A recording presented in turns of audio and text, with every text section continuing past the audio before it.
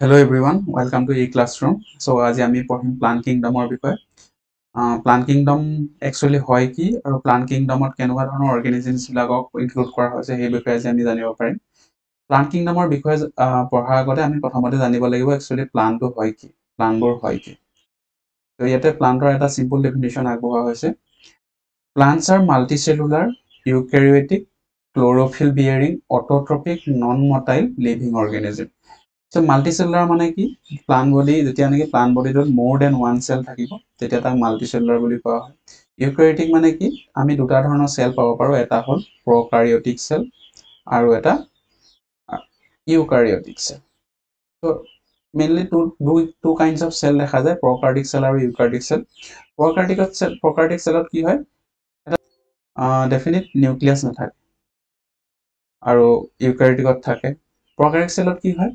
যিবিলাক নেকি সেল অৰ্গেনেলিজ এই সেল অৰ্গেনেলিজ বিলাক এবসেন্ট থাকে মেমব্রেন বাউন্ড সেল অর্গানিজম বিলাক না থাকে কিন্তু ইউক্যারিওটিকত থাকে সো শিফট মানে মেইন দুটা ডিফারেন্স ইউক্যারিওটিক সেল আৰু প্ৰকাৰিওটিক সেলৰ মাজত একেটা নেক্সট কৈছে ক্লোৰোফিল বিয়াৰিং অটোট্ৰপিক ক্লোৰোফিল থাকিব যেটা নেকি সানলাইটটো ট্ৰেপ কৰাত সহায় কৰিব আৰু সেই সানলাইটটোৱে যেতিয়া নেকি ইউজ কৰি পেনে প্লান্টে নিজৰ ফুড নিজে প্ৰস্তুত কৰিব পাৰিব তেতিয়া তাক আমি অটোট্ৰপিক অৰ্গেনিজম বুলি কওঁ তো প্লান্ট বিলাক অটোট্ৰপিক হয় সিহঁতে নিজৰ ফুড নিজে সিনথেসাইজ কৰে by the means of photosynthesis next কি হয় নন মটেল প্লান্ট বিলাকক নন মটেল লিভিং অৰ্গেনিজম বুলি এটো কাৰণে কোৱা হয় কাৰণ ইহঁতে মুভমেন্ট কৰিব নোৱাৰে এনিমেলছ বিলাকে যেনেকৈ এটা প্লেছৰ পৰা বেলেগ এটা প্লেছলৈ কি হয় মুভমেন্ট কৰিব পাৰে ঠিক তেনেকৈ কি হয় প্লান্টছ বিলাকে মুভমেন্ট কৰিব নোৱাৰে এটো কাৰণে প্লান্টছ বিলাকক নন মটেল বুলি কোৱা হয় নেক্সট ইন 1969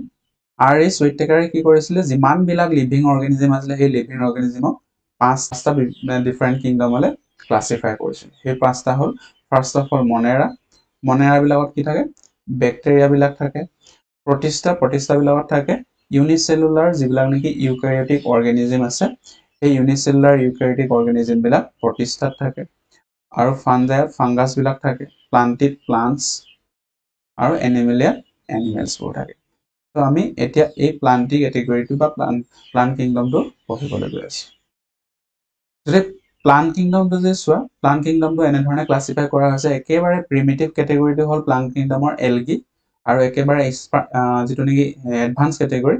ক্যাটেগৰীটো হ'ল স্পাৰমেট'ফাইটছ তো প্লান্টক কেটা ক্যাটেগৰীত ভাগ কৰিছে 1 2 3 and 4 আৰু স্পাৰমেট'ফাইটত আকৌ দুটা ক্যাটেগৰীত ভাগ কৰিছে হেকেটা হ'ল এনজিওস্পাৰ্ম এণ্ড জিমনোস্পাৰ্ম সো এতিয়া আমি এটা চাম ফাৰ্স্ট অফ অল এলগি বিলাক কি হয় ক্লোৰোফিল বিয়াৰিং সিম্পল ক্লোৰোফিল বিয়াৰিং অলৰেডি ক'লো যেটো এনেকে সানলাইটটো ট্ৰেপ কৰাত হয় সিম্পল বুলি এটো কাৰণে কৈছে বা থেলয়েড বুলি এটো কাৰণে কৈছে আমি প্লান্ট বিলাকক কি হয় তিনটা ডিস্টিংক্ট পাৰ্টত ডিভাইড কৰিব পাৰো হেকেটা হ'ল ৰুট ষ্টেম এণ্ড লিফ এই তিনটা পাৰ্টত মেইনলি ডিফাৰেন্সিয়েট কৰিব পাৰো কিন্তু এলগিৰ বডিটো বা হেলাইৰ বডিটো আমি এই তিনটা পাৰ্টলৈ ডিফাৰেন্সিয়েট কৰিব নোৱাৰো এটো কাৰণে হৰক সিম্পল বা থেলয়েড বুলি কোৱা হৈছে আৰু হল অটোট্ৰপিক অৰ্গেনিজম মানে হিহঁতে প্লান্টৰ নিচিনাই ফটোসিনথেসিস কৰিব পাৰে হিহঁতে মোস্টলি একুয়াটিক হয় বেছিভাগ হিহঁতক পানীত থকা দেখা যায় কিন্তু দুইটা কন্ডিশনত দেখা পাম পটকট both fresh water and marine condition fresh water মানে য'ত নেকি সল্টি ওয়াটাৰ নহয় যিবোৰ বা মেৰাইন ওয়াটাৰ বিলাক গুটেবোৰ সল্টি হোৱা দেখা যায় সো এই একুয়াটিক কন্ডিশনৰ বাহিৰেও বেলেগ হেবিটেটটো দেখা যায় এলগি বিলাকক যেনে মইষ্ট ষ্টন হ'ব পাৰে য'ত নেকি হিউমিডিটিটো হাই থাকে সয়েলছ হ'ব পাৰে উড হ'ব পাৰে এনেকুৱা কিছুমান হেবিটেটত আমি এলগি গ্ৰো হোৱা দেখা পাওঁ আৰু কিছুমানে কি কৰে এলগি আছে এনেকুৱা এলগি আছে যিয়ে নেকি ফাংগাছৰ লগত এছ'চিয়েচন এটা ফৰ্মেশন কৰে এটা ৰিলেশনশিপ বিল্ড কৰে ইয়াত মানে কি হয় এটা সিম্বায়োটিক ৰিলেশনশিপ বুলি কোৱা হয় য'ত নেকি দুইটাৰে বেনিফিট হোৱা দেখা যায় সিম্বায়োটিক ৰিলেশনশিপৰ এটা এক্সাম্পল হ'ল লাইকেন আৰু লাইকেনত একচুয়ালি কি থাকে এলগি আৰু ফাংগাছ দুইটাই থাকে দুইটাই মিলি কিনে এটা লাইকেন ফৰ্মেশন কৰে আৰু এই লাইকেনটো কি হয় লাইকেনটোত কি হয় মানে লাইকেনটোৱে এটা সিম্বায়োটিক এছ'চিয়েশনত থাকে য'ত নেকি এলগি আৰু ফাংগাছ দুইটাই বেনিফিট হয় যদি এলগিৰ সাইজটো যদি চোৱা বা ইয়াৰ ফৰ্মটো যদি চোৱা তেতিয়া কি হয় ইউনিসেলুলাৰৰ পৰা ফিলামেন্টাছ ফৰ্ম ল'ব পাৰে ইউনিসেলুলাৰ মানে যেটো নেকি কিছুমান এনেকুৱা এলগি আছে তাৰ গোটেই প্লান্ট বডিটো কেৱল এটা সেলে ৰিপ্ৰেজেন্ট কৰে হিলা আমি ইউনিসেলুলাৰ বুলি কওঁ ফিলামেন্টাছ হলে অলপ নিয়ন্ডৰ সাইজটো ডাঙৰ হ'ব থ্ৰেড লাইক ষ্ট্ৰাকচাৰৰ নিচিনা হ'ব তেনেকুৱা হয় কিন্তু কিছুমান এলগি আছে যাৰ সাইজটো আপ টু 100 মিটাৰ হয় 100 মিটাৰ হয় সো হেনক জাইন এলগি বুলি কোৱা হয় বা আমি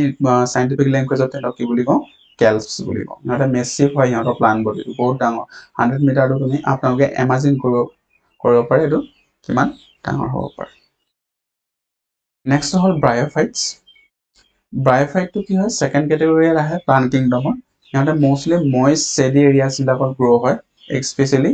হিলি এৰিয়া বিলাকত ইহঁতক এম্ফিবিয়ানছ অফ প্লান্ট বুলিও কোৱা হয় কি কাৰণে কোৱা হয় এম্ফিবিয়ানছ কি কাৰণে কোৱা হয় যিবিলাক আমি পানী আৰু মাটি দুইটা কন্ডিশনতে থাকে ব্ৰায়োফাইট বিলাক ঠিক তেনেকৈ কি হয় ইহঁতে মোস্টলি টেৰেষ্ট্ৰিয়েল কন্ডিশনত থাকে কিন্তু ইহঁতক ৰিপ্ৰডাকচনৰ কাৰণে ইহঁতক পানীটো বা ৱাটাৰটো এসেনশিয়েল হয় ইহঁতৰ থেলাছ বা প্লান্ট বডি যদি চোৱা পোষ্ট্ৰেট হ'ব পাৰে পোষ্ট্ৰেট হলে মাটিৰ লগত লাগি থাকে ইৰেক্ট হলে কি হয় এবভ গ্ৰাউণ্ড বা মাটিৰ ওপৰলৈ গ্ৰো হ'ব এনেকে কিন্তু সিহঁতে কি হয় সদায় এটা সাবষ্ট্ৰেটামৰ লগত লাগি থাকে এটা স্পেসিফিক বস্তুৰ লগত লাগি থাকিব কেনেকে লাগি থাকিব বাই মিনছ অফ মাল্টিসেলুলাৰ ৰাইজয়েডছ বিলাক কি হয় হেয়াৰ লাইক ষ্ট্ৰাকচাৰ হয় বা ইহঁতৰ কি হয় ৰুটছ লাইক ষ্ট্ৰাকচাৰ হ'ব পাৰে কিন্তু এক্স্যাক্টলি ৰুট নহয় ইয়াত কি কৈছে they lack true roots stem and leaves মই যেনেকৈ কৈছিলোঁ ব্ৰায়োফাইটছত কি হয় ট্ৰু ৰুটছ ষ্টেম আৰু লিভছ দেখা নাযায় কিন্তু ব্ৰায়োফাইটত কি হ'ব পাৰে root like structure leaf like structure বা ষ্টেম লাইক ষ্ট্ৰাকচাৰ ডেভেলপ হ'ব পাৰে কিন্তু সিহঁতে এক্স্যাক্টলি ৰুট লিফ বা ষ্টেম নহয় নেক্সট ক্যাটেগৰীটো হ'ল টেৰিডোফাইটছ টেৰিডোফাইটছ বিলাক নন ফ্লাৱাৰিং প্লান্টছ বুলিও কোৱা হয় এটা ফ্লাৱাৰ এটা ফৰ্মেশন নহয় ফৰ এক্সাম্পল ফাৰ্নছ বিলাক কি হয় নন ফ্লাৱাৰিং প্লান্ট ইহঁতে টেৰিডোফাইটছত আহে they are the first terrestrial plant to possess vascular tissue কি হয় ভাস্কুলাৰ টিস্যু মানে কি হয় ভাস্কুলাৰ টিস্যু বুলি ক'লে জাইলেম আৰু ফ্লোয়েমৰ কথা কোৱা হয় ইয়াৰ আগৰ যিকেইটা প্লান্ট ক্যাটেগৰী পালো এলগি হওক বা ব্ৰায়োফাইট তাত কি হয় ভাস্কুলাৰ টিস্যু নাথাকে জাইলেম আৰু ফ্লোয়েম নাথাকে কিন্তু টেৰিডোফাইটটো এনেকুৱা এটা প্লান্ট হয় এনেকুৱা এটা টেৰেষ্ট্ৰিয়েল প্লান্ট হয় য'ত নেকি জাইলেম আৰু ফ্লোয়েম থাকে ইহঁতে ক'ত গ্ৰো হয় কুল ডেম্প সেডি প্লেস কিছুমানত গ্ৰো হয় আৰু কিছুমান কি হয় সেন্ডি সয়েল কন্ডিশন গ্ৰো হয় সেন্ডি সয়েল মানে বালি সয়েল মাটি বা বালিয়া মাটিত হয় সেন্ডি সয়েলত হ'ব এক্সাম্পল হ'ব পাৰে আমি এটা প্ৰায় দেখি থাকো কোনোবা চিনি নাপাব পাৰে মই কৈ দিছো এটা একুইছেটামটো কি হয় মোস্টলি সেন্ডি কন্ডিশনত নৈৰ কাষত নৈৰ গৰাত এনেকুৱা কন্ডিশনত গ্ৰো হয় নেক্সট ক্যাটেগৰীটো হ'ল স্পাৰ্মেটোফাইটক প্লান্ট কিংডমৰ একেবাৰে এডভান্স ক্যাটেগৰী বুলি কনসিডাৰ কৰা হয় আৰু স্পাৰ্মেটোফাইটক দুটা ক্যাটেগৰীত ভাগ কৰিব পাৰি এটা হ'ল জিমনোস্পাৰ্ম আৰু এটা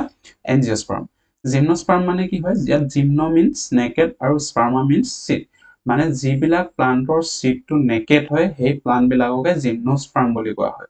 সাপোজ ইয়াৰ এটা সিড ফৰ্মেশন হ'ব জিমনোস্পাৰ্ম বিলাকত কি হয় এই সিডটো চাৰিওফালে ফ্ৰুইটটো ফৰ্মেশন নহয় যাৰ কাৰণে নেকি ভিতৰত থকা সিডটো কি হৈ থাকে নেকেড হৈ থাকে ইয়াত কি হয় ফ্ৰুইট ফৰ্মেশন নহয় আৰু এজ এ ৰিজাল্ট সিডটো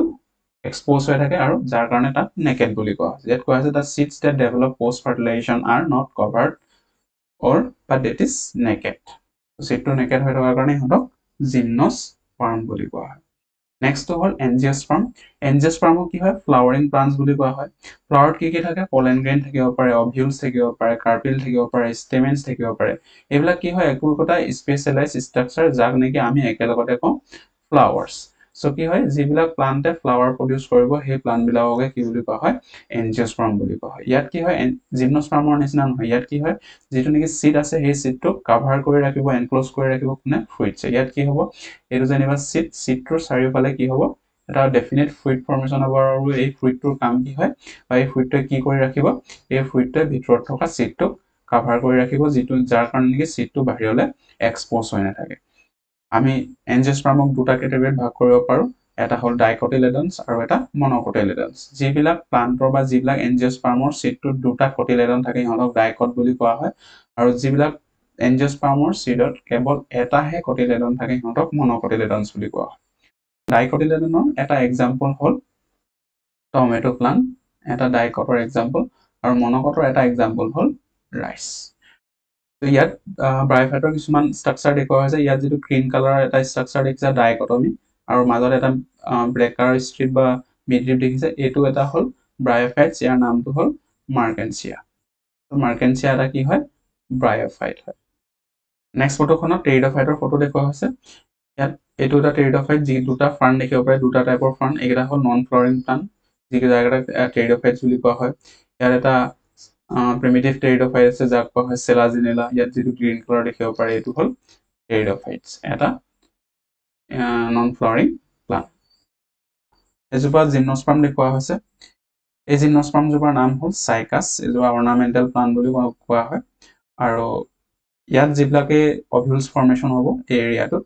অভিউলছবিলাক কি হয় অভিউলছবিলাকৰ পৰা চিড ডেভেলপ হ'ব আৰু সেই চিডটোৰ চাৰিওফালে কি হয় ফ্ৰুইট ফৰ্মেশ্যন হয় আৰু চিডবিলাক কি হৈ থাকে এই চিডবিলাক নেকেড হৈ থাকে আৰু এই নেকেড হৈ থকাৰ কাৰণে ইহঁতক জিমনস্পাৰ্ম বুলি কোৱা হয় এইজোপা হ'ল এজোপা এনজিঅস্পাৰ্ম বা ফ্লাৱাৰিং প্লান্ট ইয়াৰ নামটো হ'ল অৰ্কিড কমন নেম আৰু ইয়াৰ সাইন্টিফিক নেম হ'ল ৰেনকৰ ষ্টাইলিছ মেটুছা তো আজি প্লান্ট কিংডমত ইমানেই আছিলে যদি আপোনালোকে ভিডিঅ'টো ভাল পালে প্লিজ লাইক শ্বেয়াৰ আৰু কমেণ্ট কৰিব and don't forget to subscribe my channel thank you so much